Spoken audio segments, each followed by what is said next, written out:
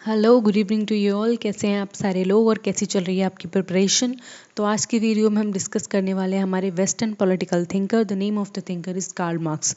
अब तक हमने कई सारे थिंकर्स को डिस्कस कर दिया, जिसमें हीगल का आपने आइडियलिज्म का आइडिया पढ़ा था, और उससे पहले आपने टी.एच. ग्रीन को देखा था किस तरीके से उन्होंने हीगल के और आइडिया को बहुत ज़्यादा विस्तार किया था। इसमें उन्होंने स्टेट के बारे में बताया था, स्टेट कैसा होना चाहिए, पॉलिटी कैसी होनी चाहिए, ह्यूमन नेचर को कैसे बताया था, स्टेट को एक ईवल ना मानकर एक नेसेसरी इंस्टीट्यूशन बताया था।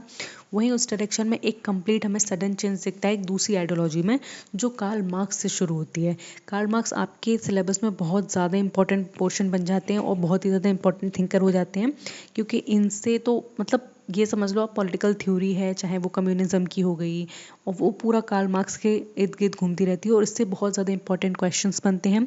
हर साल इनसे रिलेटेड कोई ना कोई क्वेश्चन ज़रूर आएगा, चाहे इनकी कोई थ्योरी पूछ ली जाएगी आपसे, कोई की कॉन्सेप्ट पूछ लिया जाएगा आपसे, या फिर इनकी कोई मेजर बुक पूछ ली जाएगी। ठीक है, तो कार्ल मार्क्स को बहुत अच्छे से पढ़ना, बहुत अच्छे से समझना, क्योंकि इसमें से 100% आपको कुछ ना कुछ एग्जाम में देखने को मिलेगा, और आप इनको बिल्कुल भी नहीं नकार सकते। ठीक है, क्योंकि प्रेजेंट डे इनका बहुत बड़ा रिलेवेंस हमें देखने को मिलता है पूरी दुनिया भर में, और भी इनके बहुत सारे कंट्रीब्यूशन रहे हैं, वो सारी चीज़ें हम देखेंगे।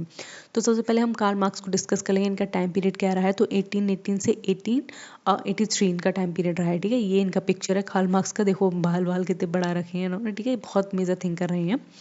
तो इनका इंट्रोडक्शन सबसे पहले देखेंगे तो Karl Marx 1818 to 1883 is a German philosopher. ये जर्मनी से बिलोंग करते थे। ठीक है, इकोनॉमिस्ट भी थे, हिस्टोरियन भी थे, सोशियोलॉजिस्ट भी थे, साथ में पॉलिटिकल थ्योरिस्ट भी थे। ठीक है, ये सारे इन्होंने इन सारी फील्ड में रिसर्च कर रही थी अपनी अच्छी खासी, और इनकी बहुत बढ़िया अंडरस्टैंडिंग थी इन सारी चीज़ों को लेकर। ठीक है, और यही आइडिया इनके क्या करते हैं, एक दूसरी चीज़ों से अलाइन देखने को मिलते हैं। देखो ज़रूरी नहीं कि अगर आप पॉलिटिकल साइंस के स्टूडेंट हो तो आप सिर्फ पॉलिटी के बारे में ही जानते हो, आप सोसाइटी को पॉलिटी से रिलेट करके ही तो कोई कॉन्सेप्ट बताते हो। जब आप सोसाइटी में देख रहे हो, चीज़ों को अपनी आंखों से देख रहे हो, कुछ होता हुआ देख रहे हो, देन आप क्या बताते हो कि नहीं ये चीज़ गलत है, इस चीज़ को नहीं, यही सही तरीके होनी चाहिए। जो लीगल तरीका आप बताते हो, तो जो लीगैलिटी आ गई वो कहाँ आ गई, पॉलिटिकल साइंस में। लेकिन जो सोसाइटी की जो प्रॉब्लम्स आपने टैकल किया वो सोसाइटी के पोर्शन में आ गई। तो ये सारे सब्जेक्ट्स मैंने बताया ना, सब डिसिप्लिन है पॉलिटिकल साइंस के, आर्ट के, जैसे ह्यूमैनिटेरियन कहते हैं, एक दूसरे से इंटरलिंक्ड होते हैं। तो अगर एक इंसान इकोनॉमिस्ट है तो ऑफकोर्स वो पॉलिटिशियन भी हो सकता है, हिस्टोरियन भी हो सकता है, और पॉलिटिकल थ्योरिस्ट भी हो सकता है, कुछ भी हो सकता है। उसी तरीके से कार्ल मार्क्स हमें देखने को मिलते हैं कई सारी चीज़ों में बहुत गहरी समझ और सोच रखते हैं। And he is also known as the founder of Marxism, और इनको मार्क्सिज्म का फाउंडर भी कहा जाता है। देखो कार्ल मार्क्स के आइडियाज़ इतने ज़्यादा इंपॉर्टेंट हो जाते हैं पॉलिटिकल साइंस में कि उनके इर्द गिर्द एक पूरी आइडियोलॉजी घूमती है, जिसको हम मार्क्सिज्म कहते हैं। हमने मार्क्सिज्म के बारे में ऑलरेडी डिस्कस किया है, और इसमें इंपॉर्टेंट था जब हम आइडियोलॉजी का पोर्शन कवर कर रहे थे, चाहे उसमें हमने सोशलिज्म की आइडियोलॉजी पढ़ी हो, मार्क्सिज्म की पढ़ी हो, कंजर्वेटिज्म की पढ़ी हो, तो वहाँ से भी आपको थोड़ा रफ सफ आइडिया सा लग गया होगा कि हाँ मार्क्स की थ्योरी क्या कहती है, इनकी की कॉन्ट्रीब्यूशंस क्या है। ठीक है, तो ये फाउंडर है मार्क्सिज्म थ्योरी का। ये बहुत बड़ी बात होती है कि आप किसी एक विचार को दो, वो विचार इतना फैल जाए पूरी दुनिया भर में कि आपके ही विचार को आपके ही नाम से जाने जाते हैं। ठीक है, तो ये बहुत बड़ा कंट्रीब्यूशन देखने को मिलता है। तो ये मार्क्सिज्म है, वो कौन फाउंड करता है, अगर कभी पूछा जाए who was the founder of Marxism, तो आपको क्या बताना है, कार्ल मार्क्स बताना है। अगर मैं कार्ल मार्क्स के यहाँ पे एक बहुत इंपॉर्टेंट स्टेटमेंट की बात करूँ, तो उन्होंने ये बोला है कि मार्क्सवाद जैसा कुछ नहीं होता। ठीक है, मतलब उन्होंने अपनी ही थ्योरी को बताया कि ये मार्क्सिज्म कुछ नहीं होता, लेकिन जितने भी आगे चल के इंटेलेक्चुअल्स हुए हैं, या फिर आपने कोडिफाई किया है पॉलिटिकल थ्योरी को, पॉलिटिकल साइंस को, देन उसमें आपने किसको दिया है, ये श्रेय मार्क्स को दिया है, कार्ल मार्क्स को दिया है। ठीक है, जिसमें ये क्या बताते हैं, अ थ्योरी ऑफ सोसाइटी, ये सोसाइटी के बारे में बताते हैं, साथ में पॉलिटिक्स के बारे में बताते हैं, और इकोनॉमिक्स के बताते हैं क्या क्या ऐसे इकोनॉमिक कंडीशन रहे हैं जिससे सोसाइटी इस तरीके की डेवलप हुई है, या फिर कौन कौन से मेजर कॉन्ट्रीब्यूशन रहे हैं सोसाइटी के जिसने इकोनॉमी को शेप किया। ये सारी बातें कौन कहते हैं, कार्ल मार्क्स कहते हैं। And collaborated with Friedrich Engels, coauthor of communist manifesto. देखो यहाँ पे इनका बहुत इंपॉर्टेंट एक चीज़ देखने को मिलती है, इनके जो बेस्ट फ्रेंड है वो ना फ्रेडरिक एंजल है। अगर आप इनकी थोड़ी सी स्टोरी के बारे में जानोगे तो जो कार्ल मार्क्स है वो बहुत ज़्यादा अमीर नहीं थे, या फिर जो कार्ल मार्क्स थे वो बहुत ज़्यादा लो फैमिली से आते थे। लेकिन वहीं जो फ्रेडरिक एंजल थे वो काफ़ी हाई फाई फैमिली से आते थे, बहुत ज़्यादा अमीर थे। लेकिन इन दोनों की दोस्ती हो गई, फिर इनके विचार एक जैसे होने लगे।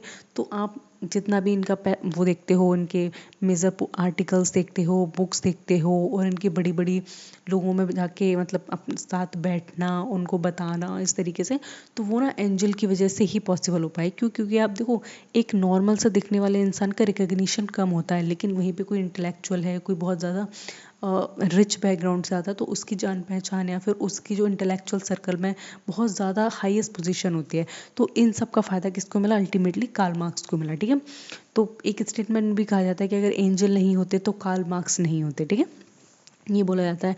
और कार्ल मार्क्स के साथ मिलके ही एंजल ने बहुत सारी किताबों को पब्लिश किया है, जिसमें द कम्युनिस्ट मैनिफेस्टो जो 1848 में लिखी गई है, ये बहुत ज़्यादा इंपॉर्टेंट बुक है, इसको आपको रटना है। ठीक है, कम्युनिस्ट जो मैनिफेस्टो है उसमें उन्होंने कम्युनिज्म का अपना आइडिया दिया है। तो ये जो बुक है ये दोनों के कोलैबोरेशन है। एंजल ने भी इस बुक में अपना कॉन्ट्रीब्यूशन दिया है, साथ के साथ किसने दिया है? कार्ल मार्क्स ने भी दिया है। ये भी चीज़ आपको याद रखनी है। एंड द की वर्क इनका हमें देखने को मिलता है वो है दास कैपिटल। दास कैपिटल इन कार्ल मार्क्स की इंपॉर्टेंट बुक है। एंड इसमें ये क्या करते हैं? एनालाइज करते हैं कैपिटलिज्म को, जो पूंजीवाद है उसको पूरा एनालाइज करते हैं और उनके कॉन्ट्रडिक्शंस के बारे में बताते हैं किस तरीके से जो कैपिटलिज्म है बहुत ज़्यादा ख़राब है, उसने सोसाइटी में इनइक्वालिटी बहुत ज़्यादा स्प्रेड की हुई है, लोगों के साथ इनजस्टिस हो रही है और ये फेयर डिस्ट्रीब्यूशन ऑफ रिसोर्सेज को नहीं बढ़ावा देती है। ठीक है, इस तरीके की बातें किसने की है?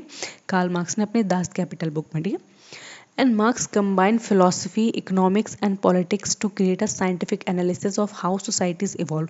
और देखो जो कार्ल मार्क्स उन्होंने किया है, फिलोसफी हो गई या फिर इकोनॉमिक हो गया या फिर जो पॉलिटिक्स हो गए, उन सबको मर्ज करते हुए उनको एक तरीके से साइंटिफिक तरीके से समझते हुए उनको एनालाइज करके उन्होंने ये बताया है कि किस तरीके से समाज क्या होता है, इवॉल्व होता है। ठीक है, and his focus was on how economic system shape human life. और उनका फोकस जो मेजर रहा है वो इस पे रहा है कि किस तरीके से इकोनॉमिक सिस्टम होता है। इकोनॉमिक सिस्टम का मतलब आप कहाँ सकते हो? जहाँ से जो पैसा है या फिर और भी चीज़ें हैं, यहाँ पे आपकी इकोनॉमिक एक्टिविटी हो गई, चाहे वो एग्रीकल्चर हो गया, चाहे इंडस्ट्री हो गई, चाहे सर्विसेज हो गई, तो वही तो हमारी ह्यूमन लाइफ को सेव करती है। अब जो लोग सर्विस सेक्टर में होते हैं वो थोड़े से अच्छे होते हैं इन कंपेरिजन टू जो एग्रीकल्चर सेक्टर में। अगर आप भी सर्विस कर रहे हो, आपके आसपास लोग सर्विस करें, तो आपने देखा वो बढ़िया मकान में रह रहे हैं, अच्छे शौक मौज कर रहे हैं। लेकिन जो एग्रीकल्चर सेक्टर में लगे हुए हैं वो बहुत सारे गांव के हैं, थोड़े पिछड़े हुए लोग हैं। तो इन्होंने क्या बताया कार्ल मार्क्स ने कि जो इकोनॉमिक सिस्टम है वही डिफाइन करता है कि ह्यूमन की लाइफ कैसी होगी। अब यहाँ पे ह्यूमन की लाइफ सिर्फ एक लाइफ को नहीं बताया, उन्होंने पूरे एक ह्यूमन के पूरे सोसाइटी को यहाँ पे उन्होंने क्या किया है, डिफाइन करते हुए हमें बताया है। ठीक है, तो आई होप यहाँ पर आपको ढंग से समझ में आ गया इनका इंट्रोडक्शन, क्योंकि आगे डिटेल में हम बहुत बड़ी तरीके से पढ़ने वाले हैं। सबसे पहले इनका हिस्टोरिकल बैकग्राउंड देख लेंगे। 19th century Europe, rise of industrial revolution. तो देखो ये 1818 में इनका जन्म हुआ है, तो ऑब्वियस सी बात है 19th सेंचुरी के थिंकर हैं। तो 19th सेंचुरी में आपको बहुत मेजर 18 to 19th सेंचुरी में आपको क्या देखने को मिलता है? पूरे यूरोप में इंडस्ट्रियल रेवोल्यूशन देखने को मिलता है। इंडस्ट्रियल रेवोल्यूशन में बड़ी बड़ी फैक्ट्रीज लग रही थी, नए नए इन्वेंशंस हो रहे थे, बहुत सारे साइंटिस्ट निकल कर आ रहे थे। और ये पूरा आप आज पढ़ते हो, फिजिक्स पढ़ते हो, केमिस्ट्री पढ़ते हो, पूरा कॉन्ट्रीब्यूशन ना ये यूरोपियंस का, इन्हीं सारे लोगों का जो डेवलप्ड नेशन से मिले हैं। तभी तो आपने देखा होगा, चाहे पॉलिटिकल साइंस में हो गया, चाहे आप फिजिक्स उठा लो, केमिस्ट्री उठा लो, तो सारे के सारे ये कहाँ के नाम होते हैं? कहीं कोई जर्मन से बिलोंग करता है, कोई स्पेनिश है, कोई अमेरिकन है, तो यही सारे थिंकर्स हैं। तो इस टाइम पीरियड में एक रेनेसांस पीरियड बोल सकते हैं। मतलब इतना ज़्यादा इंटेलेक्चुअल ग्रोथ हो रहा था, लोगों की नई नई डिस्कवरी हो रही थी, लोग नई बुक लिख रहे थे, लोग बहुत ज़्यादा, चाहे वो रेलवे का आविष्कार हो गया, रेलवे इंजन का, चाहे वो लाइट का, चाहे और भी सारी चीज़ का, तो ये सारी चीज़ें साइड बाय साइड हो रही थी। तो इसी के साथ जब इंडस्ट्रियल रेवोल्यूशन आया तो देखते हैं कि समाज में बहुत बड़ा एक डिवीजन हो जाता है, हैव्स का और हैव्स नॉट का। एक समाज में वो वर्ग है जिसके पास सब कुछ है, वेल्थ है, प्रेस्टीज है, मनी है, पावर है, और समाज में वही दूसरा वर्कर सेक्शन है जिसके पास कुछ नहीं है। वो दो वक्त की रोटी के लिए हाथ पैर मार रहे हैं, वेजेस बहुत ज़्यादा कम है, बहुत ज़्यादा इंटेलेक्चुअल लोग बने हुए हैं। ठीक है, देखो इसका अगर बेस्ट एग्जांपल दूँ, आपने कभी ना टाइटैनिक मूवी देखी है? उस मूवी ना बेस्ट मतलब दिखाया गया है रिप्रेजेंटेशन मेरे ख्याल से, क्योंकि उसमें ना जो टाइटैनिक मूवी होती है उसमें कितने सारे सेक्शंस होते हैं। जो टॉप सेक्शंस होते हैं वहाँ पे बहुत ज़्यादा अमीर लोग बैठे होते हैं, जिसमें वो रोज़ होती है, उसकी फैमिली होती है, और बहुत सारे लोग होते हैं जो बड़े बड़े व्यापारी होते हैं, बहुत बड़े इंटेलेक्चुअल होते हैं। लेकिन साथ साथ में एक नीचे जो सबसे लो वाला सेक्शन होता है वो कॉमन पीपल के लिए होता है, जिसमें वो वर्कर होते हैं, चाहे वो उन लोगों को सर्व करते हों, उनके बच्चों की नैनी होती हो। तो वो आपको बढ़िया डिपिक्शन देखने को मिलता है किस तरीके से 18th सेंचुरी में पूरा सोसाइटी का डिवीजन था। और ये जो मूवी है वो उस बहुत टाइम पहले की बनी हुई है, लेकिन हाँ उसने बिल्कुल बढ़िया दिखाया है तरीके से कि किस तरीके से अपर कास्ट रहती है और किस तरीके से एकदम लोअर कास्ट है, जिसको बहुत ही ज़्यादा नेग्लेक्ट समझा जाता है। इनका कोई काम ही नहीं, इनका काम सिर्फ और सिर्फ क्या है, अपर कास्ट को सर्व करना, इस तरीके से माना जाता था। जब कोई इस तरीके से माहौल में रहेगा, जिएगा, उसका जन्म होगा, उसने ग्रास रूट लेवल पे ये सारी चीज़ देखी, तो उसके विचार आप क्या एक्सपेक्ट एक्सपेक्ट कर रहे हो, कैसे होंगे? तो आप बोलोगे कि हाँ बिल्कुल उसके विचार ऐसे एक्सपेक्ट होंगे क्योंकि वो सब चीज़ें देख रहा है। तो सिंपल सी बात है, उन्होंने इन्हीं सारी चीज़ों को अपना बेस बना के अपनी पॉलिटिकल थ्योरी दी है, ठीक है। और जब 19th सेंचुरी की हम बात कर रहे हैं इंडस्ट्रियल रिवोल्यूशन की, तो वहाँ पे सिर्फ फैक्ट्री नहीं लग रही थी, उसके साथ साथ क्या आ रहा था, पॉवर्टी आ रही थी, बहुत ज़्यादा गरीबी आ रही थी, एक्सप्लॉयटेशन हो रहा था वर्कर्स का। और इन वर्कर्स का एक्सप्लॉयटेशन कौन कर रहा था? जो कैपिटलिस्ट क्लास थी, जो इसके पास बहुत सारा पैसा था, अंधा पैसा कह सकते हैं जिसको, जिसके पास बहुत सारे रिसोर्सेज थे, बहुत सारी फैक्ट्रीज थी जिन पे अलग अलग वर्कर्स काम किया करते। तो ये ना एक्सप्लॉयटेशन करते थे लोगों का, मतलब उन्होंने गुंडे वुंडे भी रख रखे हैं, जो काम नहीं कर रहा उसको पीट वीट दे रहे हैं और लोगों को बहुत ज़्यादा कम खाना दे रहे हैं, कम वेजेस दे रहे हैं, रहने के लिए एक छोटे से कमरे में 10-10 15-15 लोग ठुसे हुए हैं, वो काम कर रहे हैं। तो ये सारी कंडीशन हमें देखने को मिलती है यूरोप में, ठीक है। यूरोप हमेशा डेवलप नहीं था, इतना आप याद रखो, ठीक है। अगर आप यूरोपियन हिस्ट्री पढ़ोगे, पूरे वर्ल्ड हिस्ट्री पढ़ोगे, तो आपको खुद पता लगेगा कि जब इंडस्ट्रियल रेवोल्यूशन आया था तो उस टाइम कंडीशन कैसी थी। मतलब बहुत सारे लोग तो ऐसे ही मर जाते थे, मतलब बहुत ज़्यादा अनहाइजीनिक तरीके से रहते थे, खाने के लिए अच्छा खाना नहीं था उनके पास, और वो कुछ भी काम करने के लिए तैयार होते थे, कुछ भी। और इन्हीं चीज़ों के साथ साथ ना जो डाकू डकैत हुए यूरोप में भी होते थे भाई, क्रिमिनल्स तो हर जगह होते हैं, वहाँ पे भी उनके ग्रुप्स वगैरह इमर्ज होने लगे। क्यों? क्योंकि उनके पास काम ही नहीं है, तो काम की जब काम नहीं है तो जो लोग काम से लौटेंगे वो उनका बटुआ मारेंगे बढ़िया तरीके से और अपना खर्चा वर्चा चलाएंगे। तो ये सारी चीज़ें भी देखने को मिलती हैं। तो हिस्टोरिकल बैकग्राउंड हम कार्ल मार्क्स का समझ रहे हैं कि कार्ल मार्क्स के समय में स्थिति कैसी थी, यूरोप की, जर्मनी की कैसी थी, इंग्लैंड की कैसी थी, हम वो चीज़ पे फोकस करेंगे, ठीक है। और इनका देखो, इनका इन्फ्लुएंस इन पे किस किस का पड़ा। तो सबसे पहला था इनका जर्मन फिलॉसफी हीगल का। हीगल को इन्होंने बहुत अच्छे से पढ़ा था, तो हीगल का जो डायलेक्टिक्स का मेथड था वो इनको बहुत ज़्यादा क्या किया, इंस्पायर किया। उससे रिलेटेड इन्होंने अपना मटीरियलिज्म डायलेक्टिज्म दिया था, ठीक है। वो चीज़ हम बहुत अच्छे से डिस्कस करेंगे। साथ में इन पे जो इन्फ्लुएंस रहा है वो रहा है ब्रिटिश पॉलिटिकल इकोनॉमी का, जिसमें एडम स्मिथ का हो गया, डेविड रिकार्डो का हो गया। जो एडम स्मिथ आप तो जानते हो, he is a father of economics, ठीक है। डेविड रिकार्डो भी बहुत इंपॉर्टेंट एक फिगर देखने को मिलते हैं। तो इनके जो कंट्रीब्यूशन थे पॉलिटिकल इकोनॉमी के बारे में, इन्होंने पूरा इकोनॉमी को एनालाइज किया था, इकोनॉमी कैसे चलती है, किस तरीके से लोग एक दूसरे का एक्सप्लॉइटेशन करते हैं, एक दूसरे का नहीं, प्राइमरीली जो दो सेक्शन बटे हुए हैं, एक कैपिटलिस्ट सोसाइटी का और एक एकदम नॉर्मल जिसको हम प्रोलेटेरिएट सोसाइटी कहते हैं, ठीक है। उनको वो किस तरीके से एक्सप्लॉइटेशन करे उनके बारे में इन्फ्लुएंस पड़ा।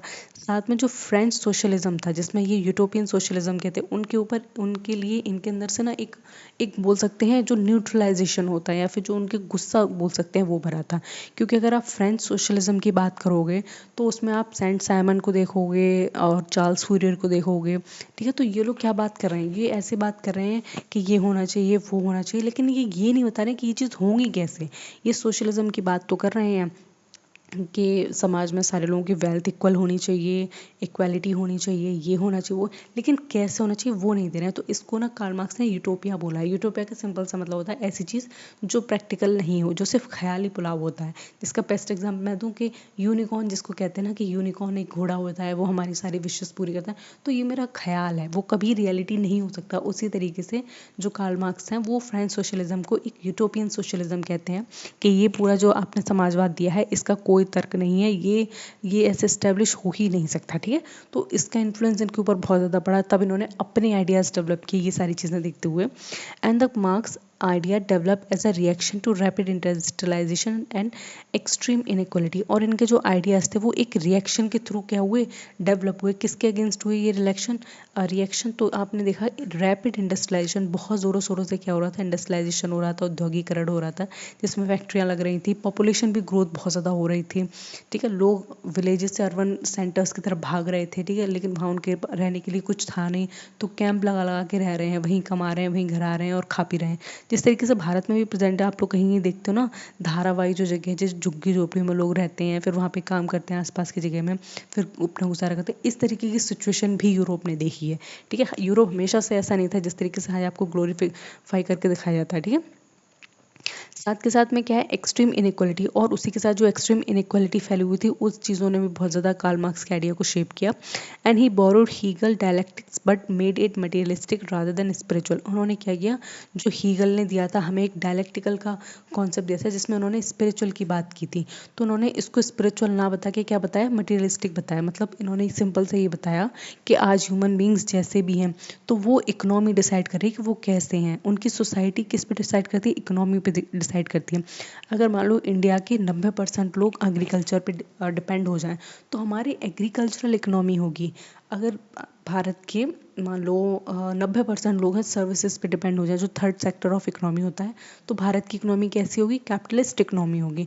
तो वो सिंपल सी बात ये कहते हैं कि जिस तरीके से लोग सबसे ज़्यादा जिस सेक्टर पे रिलाई करते हैं, जिस सेक्टर पे रहते हैं, या फिर जैसे मटेरियल्स को वो क्या करते हैं, यूज़ करते हैं, वही उनकी कंट्री की इकोनॉमी को डोनेट करता है। ठीक है, नेक्स्ट यहाँ पे हम देखेंगे की कॉन्सेप्ट ऑफ मार्क्सिज्म। अब देखो मार्क्सवाद के हम की कॉन्सेप्ट को और अच्छे से समझेंगे।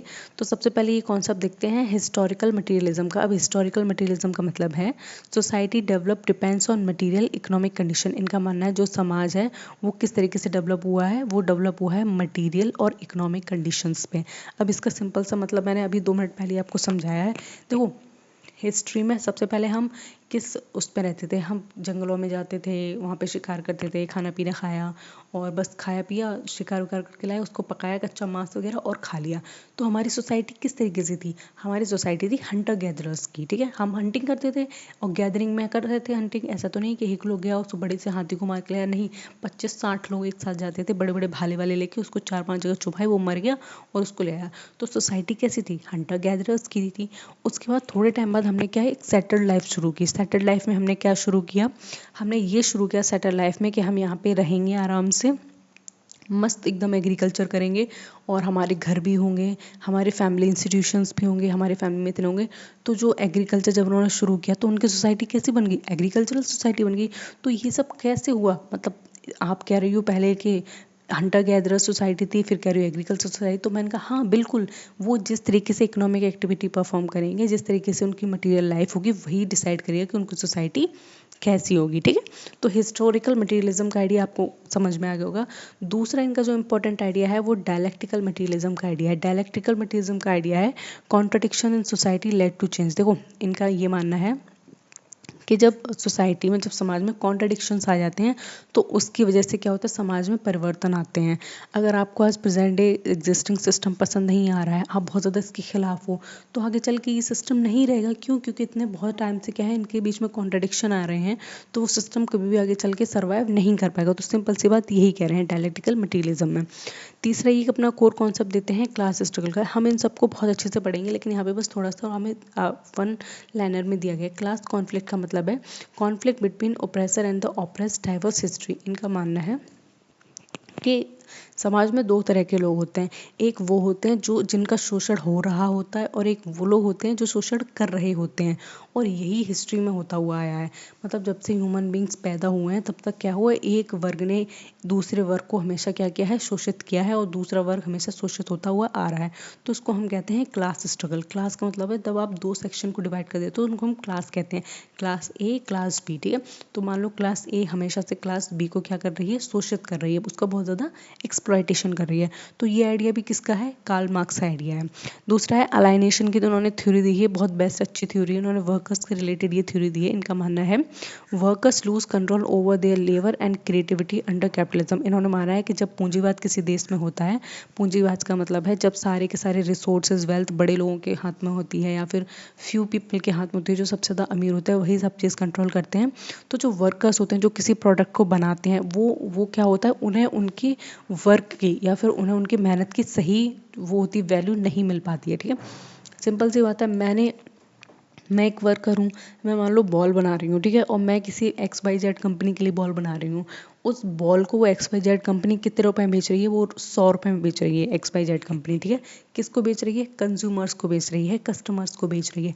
लेकिन वो मुझे क्या दे रहे हैं? वो मुझे सिर्फ 20 रुपये दे रहे हैं एक बॉल के। तो ये बताओ जो 80 रुपये हो गए वो किसकी जेब में जा रहे हैं? तो कहोगे जो फैक्ट्री का मालिक है उसकी जेब में जा रहे हैं। सिंपल से यही कॉन्सेप्ट है अलाइनेशन का। जो रियल वैल्यू होती है किसी भी प्रोडक्ट की वो वर्कर को नहीं मिलती है। जो वैल्यू होती है सबसे ज़्यादा, वो हाईएस्ट मैक्सिमम वैल्यू किसकी जेब में जाती है? जो कैपिटलिस्ट है, जो वहाँ पे क्या है, जो मालिक है उसके पॉकेट में जाती है। जो रियल वैल्यू है उससे हमेशा क्या होता है, वर्कर हमेशा दूर रह जाता है। तो यही इनके अलाइनेशन का कॉन्सेप्ट है। And Marxism provide both philosophy of history how society changes and a critic of capitalism. तो देखो जो मार्क्सवाद है वो क्या प्रोवाइड करता है हमें कि किस तरीके से फिलॉसफी, हिस्ट्री की फिलॉसफी एक दूसरे से चेंज हुई है, ठीक है। मतलब इतिहास किस तरीके से बदला है, समाज कैसे बना है, प्रेजेंट डे कैसे कैसे किस किस किस परिस्थितियों से गुजरते हुए आज यहाँ पे बना है, ऐसा बताता है।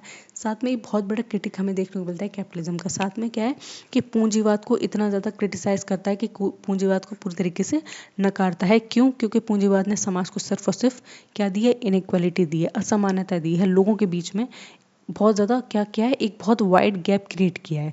ये कहते हैं कौन? कार्ल मार्क्स, ठीक है। नेक्स्ट हम यहाँ पे देखेंगे हिस्टोरिकल मटीरियलिज्म, ठीक है। हिस्टोरिकल मटीरियलिज्म को अब समझेंगे। तो इस हिस्टोरिकल मटीरियलिज्म में कार्ल मार्क्स कहते हैं कि किस तरीके से, एक मिनट, कि किस तरीके से मटीरियल के बेसिस पे हिस्ट्री अपने डिफरेंट डिफरेंट फेजेस से होती हुई गुजरी है। अब देखो कैसे, तो कहते हैं human history progressive through stages. तो इन्होंने बोला है कि जो ह्यूमंस हैं, जो हम सारे लोग हैं, हमारी जो हिस्ट्री, हमारा इतिहास है, वो कई सारे स्टेजेस से होते हुए गुजरा है। तो आप कहोगे हाँ बिल्कुल सही है, हम आज प्रेजेंट डे ऐसे हैं। ऐसा तो नहीं था कि शुरुआत में ऐसे थे, ठीक है। हमारे अंदर हम जब पैदा हुए, या फिर जो भी लोग सबसे पहले इस अर्थ पर पैदा हुए होंगे, उन्होंने एकदम से तो नहीं सोच लिया होगा कि हम एकदम से फैमिली जैसा कुछ होता होगा, या फिर वो आते ही उन्होंने कपड़े तो नहीं पहन लिए होंगे, क्योंकि कुछ जानते नहीं होंगे। तो धीरे धीरे क्या है, चीज़ें डेवलप हुई, हमारी सोच समझ विकसित हुई, ठीक है। तो जो कार्ल मार्क्स है वो कहते हैं कि सबसे पहले थी प्रिमिटिव कम्युनिज्म। प्रिमिटिव कम्युनिज्म का मतलब है जब सारे हंटर गैदरर्स लोग थे, ठीक है, एक सोसाइटी में सारे हंटिंग कर रहे हैं, मिल के जा रहे हैं, कोई शिकार मिल गया उसको पकड़ के ला रहे हैं, मस्त खा रहे हैं पका के। तो उसमें क्या है, कम्युनिज्म है। कम्युनिज्म कैसे है? क्योंकि सारे लोग जा रहे हैं, काम कर रहे हैं, और सारे ही लोग उसको मिल बांट के खा रहे हैं, ठीक है। ऐसा नहीं है कि उन्हें किसी ने हायर किया हुआ है, उनका कोई मालिक है, वो उनसे कह रहा है कि तुम जाओ ये सारी चीज़ें पकड़ के लाओ और हमें जाके खिलाओ, ठीक है। मे बी होता होगा उस टाइम के जो बहुत ज़्यादा बुजुर्ग हो जाते होंगे, उनसे बोला जाता होगा आप घर रहो, या फिर जो कैटल्स हैं होते होंगे उनकी रखवाली करो। लेकिन बहुत ज़्यादा मोस्ट प्रोबेबली क्या होता था, चीज़ें इस तरीके से होती कि जितने भी यूथ होते थे या फिर जितने भी मैन सेक्शन होता था, हमारे पास क्लियर एक्चुअली एविडेंसेस नहीं है विमेंस भी साथ में जाती थी हंटिंग करने के लिए या नहीं जाती थी। लेकिन हाँ, मेंस तो जाते ही जाते होंगे, इतना तो हमें पता लगता ही है, क्योंकि बहुत सारी जगह पे हमने पेंटिंग्स वगैरह देखी हैं, केव पेंटिंग, तो उसमें ना मैन का ही स्ट्रक्चर ज़्यादातर कैसे बना हुआ है, ठीक है। तो फिर कहते हैं कि जो प्रिमिटिव सोसाइटी थी उसमें कम्युनिज्म था, सारे लोग मिल बांट के खाते थे, एग्रीकल्चर भी करते थे। तो उसमें जो प्रिपरेशन ऑफ सॉयल होती थी वो भी सारे लोग मिलके करते थे, फिर सीड्स को सारे लोग मिलके डालते थे, जो उपज होती थी उसको सब मिलके काटते थे, और फिर उसी को सारे लोग मिलके आपस में बांटते थे, ठीक है। ये वाला सिस्टम था सबसे पहले, ये कार्ल मार्क्स कह रहे हैं, हम उनको समझ रहे हैं, ठीक है। उसके बाद उन्होंने कहा इस सिस्टम के बाद धीरे धीरे स्लेवरी आ गई। स्लेवरी मतलब गुलामी। अब गुलामी कैसे आ गई? उसी सेक्शन में से कुछ ऐसे लोग निकले जो थोड़े से लालची बन गए, ठीक है। उन लालची लोगों ने क्या किया कि बहुत बड़े बड़े फील्ड अपने कब्जे में ले लिए, ठीक है। और उन कब्जे लिए हुए फील्ड पे उन्होंने वर्कर से काम करवाया। उन वर्कर्स को वहाँ क्या बोला गया? स्लेव बोला गया, उन्हें गुलाम बोला गया, जिससे हम स्लेवरी कहते हैं। कि उन सारे लोगों ने क्या किया, इसको मतलब एक ट्रेडिशन बना दिया कि इस तरीके से काम करोगे। लेकिन ये जो स्लेवरी थी वो बहुत ज़्यादा छोटे पैमाने पे थी। जिस तरीके से होता है ना, गाँव में कुछ लोग होते हैं कि उनके पास कुछ खाने को नहीं है, तो दूसरे लोग कहते हैं अरे हम तुम्हें खाने को दे देंगे, बस तुम्हें हमें थोड़ा सा काम करना होगा कि तुम ये जो 200-500 ईंटें हमारी छत पे चढ़ा दो। इस तरीके से चीज़ें होती होंगी कि तुम मेरे बदले में ये काम कर दो। तो ये जो सोच है, ये जो थिंकिंग है, बदले में काम कर दो, या किसी के पास खाना नहीं है, किसी के पास फैमिली नहीं है, तो यही चीज़ों ने क्या किया, धीरे धीरे समाज में स्लेवरी को जन्म दिया, ठीक है। क्योंकि मैं हूँ, मेरे पास बढ़िया प्लॉट है, अच्छे से उसमें अनाज उगा रहा है, तो अगर मैंने देखा कोई ऐसे इंसान है जो मतलब कि जिसके पास काम नहीं है, जिसके पास फैमिली नहीं है, जिसके पास खुद के प्लॉट नहीं है, तो मैं उसको रख लूँगी, हायर कर लूँगी, और मैं क्या करूँगी, मैं उससे कहूँगी तुम मेरे खेतों में काम करोगे, ठीक है, हमारे साथ खेतों में लगोगे आराम से। लेकिन मैं उसको उसका शेयर नहीं दूंगी, मैं उसमें से कुछ परसेंटेज उसे खाने के लिए दे दूंगी। लेकिन ये नहीं कि मैं उसके खेत में अपना जो भी प्रोड्यूस हो रहा है उसका 10% दे दूंगी। तो इस तरीके से क्या हुआ, स्लेवरी की प्रैक्टिसेस होना शुरू हो गई। लेकिन स्लेवरी के बाद फ्यूडलिज्म आया। फ्यूडलिज्म के बोलूँ तो जैसे सामंत लोग होते थे, जैसे आप मिडल इंडिया में पढ़ा है, बहुत बड़े बड़े सामंत होते थे, इक़्तादार होते थे, जो मान लो अपना जैसे कि आगरा है, पूरा आगरा एक इक़्ता बना दिया उन्होंने। तो इतने बड़े लैंड मास पे क्या होता था, एक पर्टिकुलर आदमी क्या करता था, रूल करता था, जो रेवेन्यू कलेक्ट किया करता था, वहाँ पे ऊपर जाके सेंट्रल गवर्नमेंट को पूरा ब्यौरा देता था। तो इस तरीके से कुछ सिस्टम डेवलप हुआ जिसको हम लोगों ने फ्यूडलिज्म कहा, ठीक है। अगर आप मिडल यूरोप की बात करेंगे तो वहाँ पे फ्यूड लॉर्ड्स होते थे, जिन जो अभी भी प्रेजेंट होता है कि लोगों के बहुत बड़े बड़े फार्म हाउस होते हैं, फिर वहाँ पे बहुत सारे लोग काम करते हैं या फिर वो लोग छुट्टियाँ वगैरह मनाने जाते हैं, तो आपने देखा उनके बहुत बड़े बड़े फील्ड होते हैं, ठीक है। तो इसी तरीके से फ्यूडलिज्म हुआ, लेकिन फ्यूडलिज्म से भी क्या हुआ, सोसाइटी का पेट नहीं भरा तो क्या हुआ, कैपिटलिज्म विकसित हो गया, जो 18 और 19 सेंचुरी में आपको देखने को मिलता है। Capitalism highest form of exploitation बताई गई है, ठीक है। कैपिटलिज्म का मतलब यही है कि आपको बहुत ज़्यादा छूट दे दी है, आपका जो मन करे वो करो, लेकिन अगर आपको ऐसी कंडीशन में छोड़ दिया जाएगा तो जो लोग बहुत ज़्यादा पावरफुल हैं, चाहे बॉडीली हो गए चाहे वेल्थ वाइज हो गए, वो और भी ज़्यादा बढ़ते रहेंगे और सारे रिसोर्सेज को कैप्चर कर लेंगे, ठीक है। वो अ, मान लो कि वो कैटल्स को कैप्चर कर लेंगे, वो लैंड को कैप्चर कर लेंगे, फैक्ट्रीज को कैप्चर कर लेंगे, गवर्नमेंट इंस्टीट्यूशन को कैप्चर कर लेंगे। तो वो कहते हैं जो कैपिटलिज्म है वो बहुत बेकार है, ये कैपिटलिज्म बिल्कुल नहीं होना चाहिए। तो जो कार्ल मार्क्स हैं वो तो कैपिटलिज्म में जन्मे हुए हैं, वो तो कैपिटलिज्म देख रहे हैं, तो उन्होंने बोला है कि हाँ, हम कैपिटलिज्म में भले ही जन्मे हुए हैं या कैपिटलिज्म से भले हमारा एक्सप्लॉयटेशन हो रहा है, लेकिन हम इसको एंड कर सकते हैं। कैसे? कि पहले हमें समाज में सोशलिज्म लाना होगा। कि सोशलिज्म लाना होगा कि वो कैसे लाएंगे, तो उन्होंने बोला कि सोशलिज्म इस तरीके से लाएंगे कि जितने भी वर्कर क्लास है, जितने भी वर्किंग क्लास है, वो सारे लोग प्रोटेस्ट करेंगे, रेवोल्यूशन करेंगे, ठीक है। रेवोल्यूशन जानते हो ना, एकदम वेपनफुल रेवोल्यूशन करेंगे, आराम से एग्जिस्टिंग स्ट्रक्चर को तोड़ फोड़ कर देंगे, उसको भगा देंगे, और साथ के साथ क्या है, सोशलिज्म को स्टैब्लिश करेंगे। सोशलिज्म का मतलब होता है जहाँ पे जो राज्य की सरकार होती है वो सिर्फ और सिर्फ जनता के हित में काम करती है, उसका कोई पर्सनल इंटरेस्ट नहीं होता है, उसका कोई सेल्फ इंटरेस्ट नहीं होता है, उसको और चीज़ों से लेना देना नहीं है, बस और बस वो अपनी जनता को सर्वोपरि रखती है कि हाँ, मेरी जनता ही मेरे लिए सब कुछ है और मुझे इसी के लिए काम करना है। तो इसी आइडिया के साथ क्या है, सोशलिज्म की बात कौन करते हैं, कार्ल मार्क्स करते हैं कि कैपिटलिज्म से बचने के लिए हमें सोशलिज्म लाना होगा। और एक बार सोशलिज्म इस्टेब्लिश हो गया, मतलब पूरी तरीके से एक सरकार ऐसी जो सब पूरी तरीके से संपूर्ण हो अपनी जनता के लिए, तो जब सोशलिज्म चलने लगे आराम से, तो उस सरकार को भी डिसॉल्व हो जाना चाहिए अपने आप में, ठीक है। और फिर उसके बाद क्या होगा, कम्युनिज्म आ जाएगा।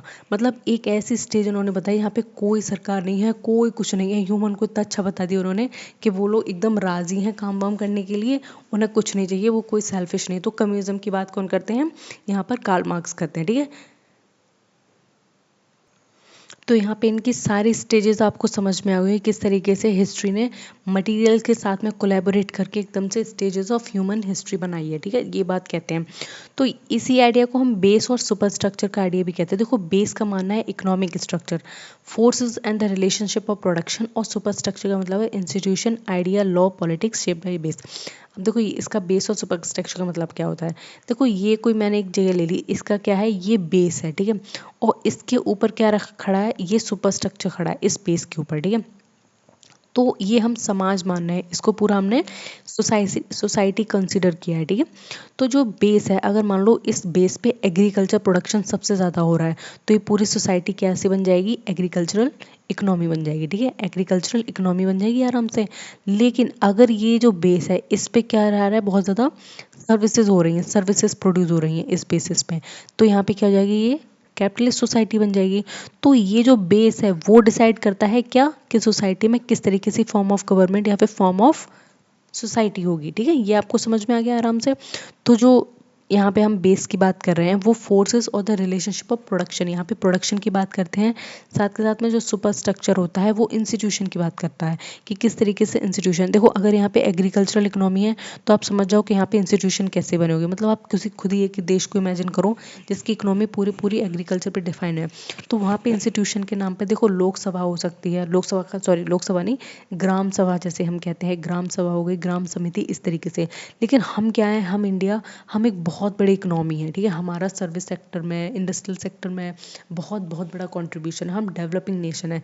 तो हमारा जो सुपर स्ट्रक्चर है वो क्या है, वो आपको देखने को मिलता है। हम डेमोक्रेटिक कंट्री हैं, हम आइडिया ऑफ लॉ में बिलीव करते हैं, हमारे जो आइडियाज़ हैं वो सेकुलर हैं, सोशलिस्ट हैं, इंटेग्रिटी में बिलीव करते हैं। तो ये सब कहाँ से आया, ये यहीं से तो आया, बेस से ही तो है। अगर हम भी कहीं एग्रीकल्चरल इकोनॉमी होती तो हो सकता है हमारे यहाँ पे कंडीशन ऐसी ना होती, इलेक्टेड गवर्नमेंट ना होती, सारे के सारे कौन लेते, नियम कानून कौन बनाता हो सकता है, कोई फ्यूड बनाता जिसको हम बहुत ज़्यादा ज़मींदार वगैरह कहते हैं। तो ये सारे फैक्टर डिसाइड करते हैं कि समाज में कैसा स्ट्रक्चर रहेगा कैसा नहीं, ठीक है। तो यहाँ पे आपको हिस्टोरिकल मटीरियलिज्म का आइडिया भी अच्छे से समझ में आ गया होगा, ठीक है। फिर नेक्स्ट हम इसमें देखेंगे क्लास स्ट्रगल के आइडिया को। अब देखो क्लास स्ट्रगल का आइडिया क्या है, ये समझना भी आपके लिए बहुत ज़्यादा इंपॉर्टेंट है कि क्लास स्ट्रगल का आइडिया क्या हो जाता है। तो क्लास स्ट्रगल में हम समझते हैं central add history of all, just a minute में यहाँ पे पेन ले लूँ।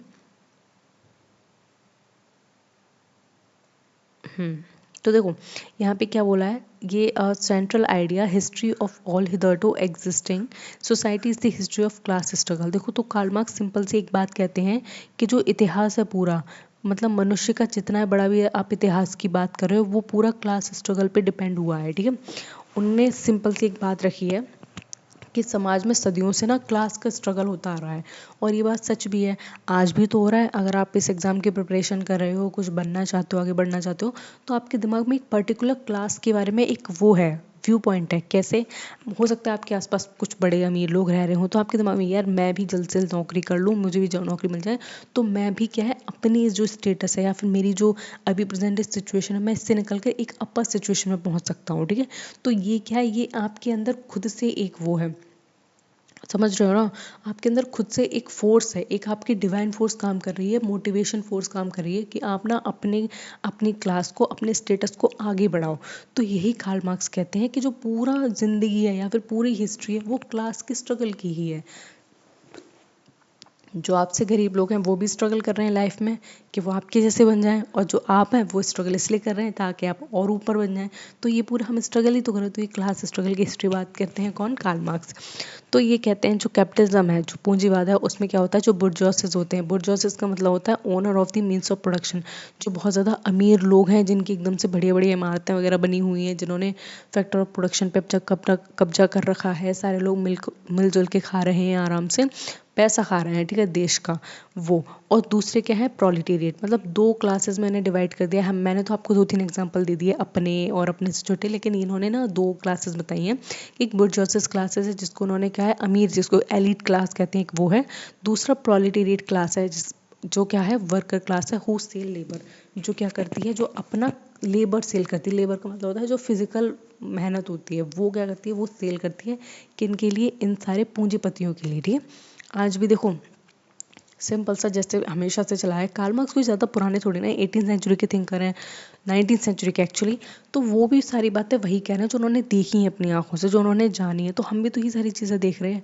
आज देखो कितने ही वर्कर माइग्रेट कर जाते हैं रूरल एरिया से अर्बन एरिया में for the better job opportunity, ठीक है। वो अपनी लाइफ में यही स्ट्रगल करते रहते हैं, उन्हें अच्छा काम मिल जाए, अच्छे पैसे आ जाएँ। तो ये क्या है, वो अपने लिए काम नहीं करते, वो दूसरे के लिए काम करते हैं। उनका जो मालिक है वो तो कहीं दुबई में बैठा होगा, वाइन वाइन पी रहा होगा, लेकिन काम कौन कर रहा है, वो वर्कर्स काम कर रहे हैं। तो यही कार्ल मार्क्स को बहुत ज़्यादा बुरा लगता है। वो कहते हैं कि समाज में इस तरीके से बहुत ज़्यादा इनइक्वालिटी है कि जो काम कर रहा है उसके पास कुछ नहीं है, ना खाने के लिए ढंग से कपड़े हैं, वो लाइफ को एंजॉय नहीं कर रहा है, वो माइंड को एंजॉय नहीं कर रहा है। वो हमेशा इकोनॉमिक्स में क्या करता है, अपने आप को कॉन्ट्राडिक्ट करता रहता है कि मैं ये कमा लूँ, इतना पैसा कमा लूँ तो मुझे मेरे पास ये आ जाएगा, वो कर लूँ तो वो आ जाएगा। तो वो वही कहते हैं, ठीक है।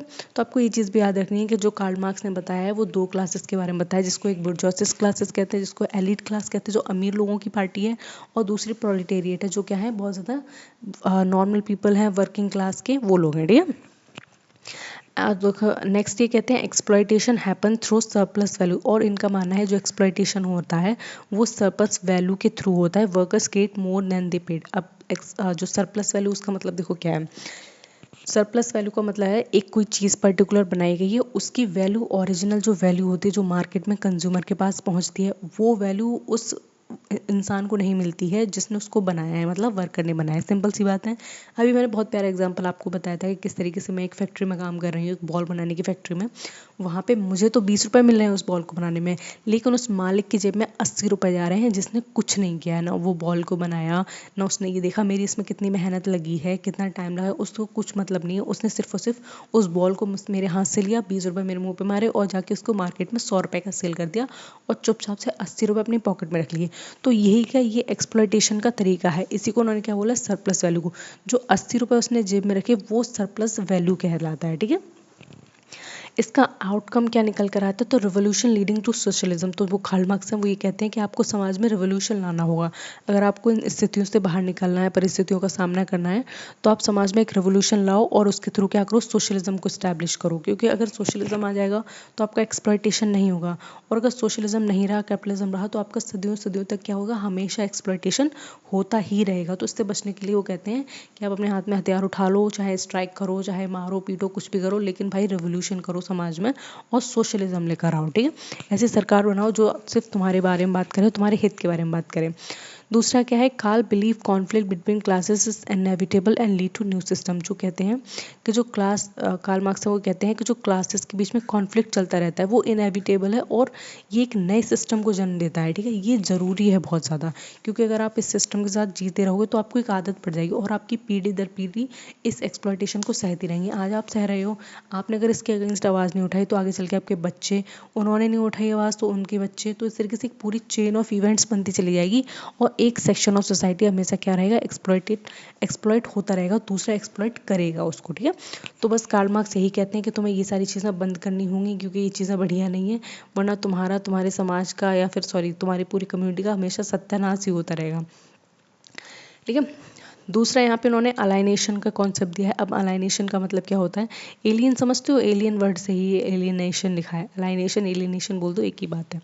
ठीक है, तो इसमें ये कहते हैं वर्कर एक्सपीरियंस एलिनेशन 4 फॉर्म्स। जो वर्कर होते हैं, जो काम करने वाले लोग होते हैं, मजदूर किसान, वो अपने काम से अलाइनेशन 4 फॉर्म्स में करते हैं। कैसे, from product to labour, they don't own what they produce. देखो, सबसे पहले फ्रॉम प्रोडक्ट टू लेबर एक स्टेज ये हो गई। कैसे, तो ये कहते हैं कि जो वर्कर है जिसने प्रोडक्ट बनाया है उसको नहीं पता कि उसने क्या बनाया है, वो उसका मालिक है भी नहीं है, है कि नहीं है। ठीक है, अब कैसे, मैंने मेरा ये प्रोडक्ट बनाया तो मैं इसको एज अ ड्यूटी ले रही हूँ, मेरे कोई इमोशनल कनेक्शन नहीं है इस प्रोडक्ट के, मैंने बनाया, मैं एक कंपनी के लिए काम कर रही हूँ और वो कंपनी क्या कर रही है, and I don't own this product. मैं जब इस प्रोडक्ट को ओन ही नहीं करती, मैं अपने नाम से इसको पब्लिश नहीं कर सकती, मैं इसको अपने नाम से बेच नहीं सकती, तो मैं यहीं पे क्या है, अलाइनेशन फील करती हूँ यहाँ से, अरे यार ये मेरे नहीं है, ये तो हमारे मालिक की है, ये कपड़ा हमारे मालिक का है, इस तरीके से। तो जो एक इमोशनल टच होता है एक प्रोडक्ट में और एक प्रोड्यूसर में, तो वो बिल्कुल भी नहीं है। तो पहली स्टेज जो निकल कर आती है वो हमें अलाइनेशन की यहाँ देखने को मिलती है।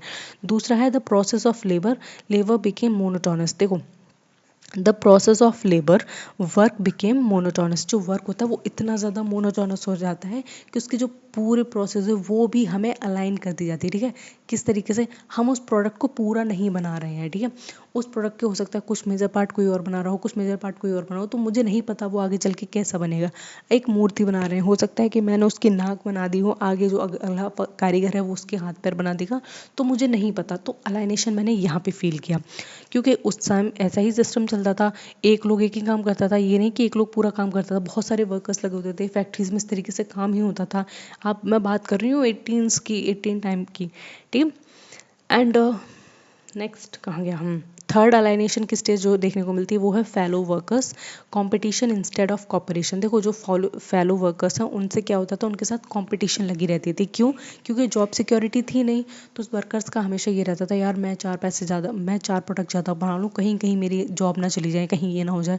तो फेलो जो वर्कर्स होते थे उनके बीच कॉपरेशन बिल्कुल नहीं होता था, यहाँ तक तो बातचीत भी नहीं होती थी। ठीक है, तो ये सारी चीज़ें भी कार्ल मार्क्स ने बहुत ज़्यादा क्या की हैं, देखी हैं, इनको बहुत ज़्यादा क्या कि ऑब्जर्व किया है।